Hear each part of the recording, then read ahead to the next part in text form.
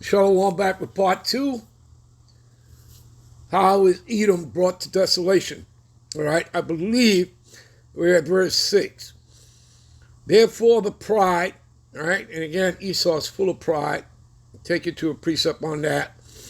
Compasses them about as a chain, and violence covereth them as a garment. All right, so their pride, let's deal with that. Let's deal with their pride.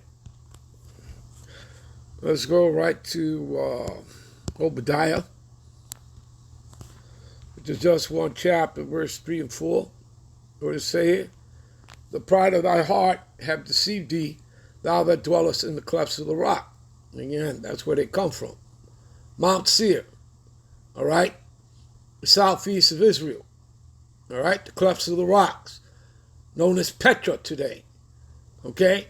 And they also come from the Caucasus Mountains of Georgia, Russia. The word Caucasus, that's where they get the word Caucasian from. What does it mean? Cave dweller.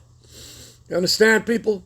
All right? This is what is required of you as a servant of the Lord. All right? Research. All right? And then you simply read the scriptures. Okay? And you have to get into etymology of words in the Hebrew, the Greek, the Latin. But you have to be able to have spiritual discernment, which is a gift from the heavens, to be able to break down the parables and the dark sayings. Okay? And if you have that, you should be out there street teaching.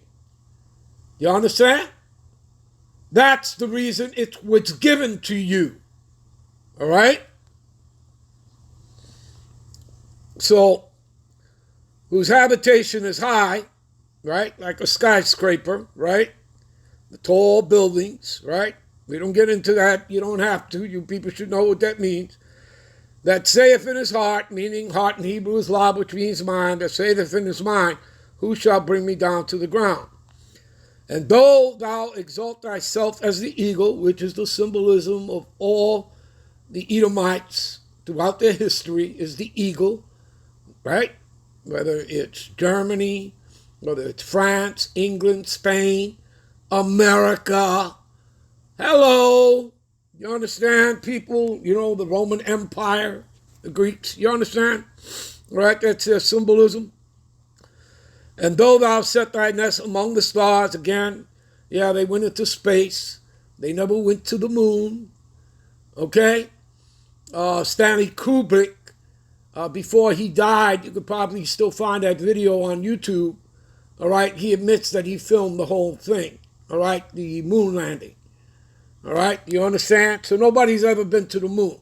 They can't get past what they call the Van Allen belt, which are the radiation belt. So, thence will I bring thee down, saith the Lord. When did all this happen? 1969, early 1970s, right? So, that's, everything is a process. That's when the Lord started taking down Esau. All right? All right, give me a minute. All right. So they talk about him being violent, right? So, deliver me, O Lord Yahweh, from the evil man, preserve me from the violent man. See that? Which imagine mischiefs in their heart, continually they are gathered together for war, right? And they've always warred on the nation of Israel, the woman, all right? See, they have sharpened their tongues like a serpent to add its poison, is under their lips. Keep me, O Lord Yahweh, from the hands of the wicked, right? Esau, Edom, the so-called white man.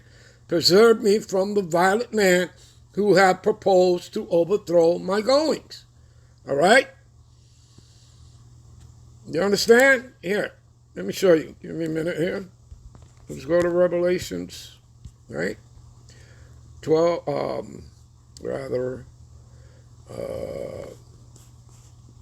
and 17, all right?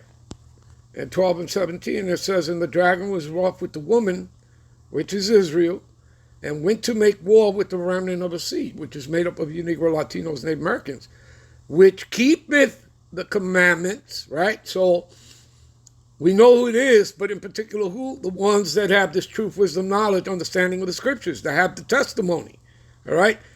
And see, and have the testimony of Yahweh Shai. You see? There you go. All right? All right. Let's get back. So yeah, we just proven, right? Therefore, their pride compasses them about as a chain, and violence covers them as a garment. Remember, again, he is the man of sin. All right? The son of perdition, which means destruction. That's what he's about, death and destruction. You understand, people? He's the wicked. All right? And the earth was given into the hands of the wicked. All right? And like, again, the title is, how is Edom brought to desolation? In a moment's time. Because it's only going to take one hour for the Lord to destroy this place. That's it. And it's over. You understand? Let's move on. Verse 7. And their eyes stand out with fatness. They have more than their heart could wish for. Right? Could wish. They are corrupt. All right? They speak wickedly concerning oppression. Right? Who's the one who brings the unrighteous decrees upon the Lord's people, as you read in Isaiah 10:1? Yeah. Who's the one who writes the laws? Esau, Edom, right? He sits in the power seat. See, they speak lawfully. That means they're prideful. Okay? And nobody's more prouder than the Edomite. All right? They set their mouth against the heavens, and their tongue walketh through the earth. I'll give you a precept for that. Give me a minute. So it says, they set their mouth against the heavens, and their tongue walketh through the earth, right? Give me a minute. Again. This is Psalms 2, and I'll start at 1. Why do the heathen rage? Why do people imagine a vain thing? And the kings of the earth set themselves and their rulers counsel together, see, against the Lord and against his anointed, which would be Yahweh Shai, and of course, the Israelites. Let us break their bands asunder and cast away their cords from us. You see? That's them, right? All right, you know what? We'll end this here. We'll be right back with part 3. Shalom.